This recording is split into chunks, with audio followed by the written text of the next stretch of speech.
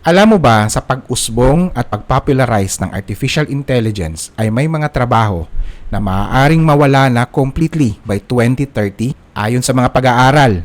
Ito ang top 5 na mga karir o mga trabaho na maaaring mawala na by year 2030 dahil sa artificial intelligence. Una, ang call center o customer service representatives. Ayon sa IMF, marami mga karaniwang mga tanong at sagot o mga script-based responses na pwede nang i-handle o automate na mga AI chatbots. Pangalawa, mga administrative support o mga office clerk jobs. Ayon sa World Bank, dahil ito ay mga repetitive at mga structured na mga trabaho, kaya na itong palitan ng AI. Pangatlo, ang mga retail cashiers and tellers. Ayon sa Forbes, kaya ng AI na gumawa ng mga automated checkouts, maaari ng self-service at magkakaroon ng AI-driven payment and transaction system. Ang apat, basic accounting and bookkeeping. Ayon sa pag-aaral ng Goldman Sachs, ang mga gawain tulad ng pagko-compile ng mga financial statements, audit, and simple recordings, kuha ng mga data sa mga invoices ay maaari ng gawing automatic ng mga AI. Panglima, ang mga paralegal o mga clerical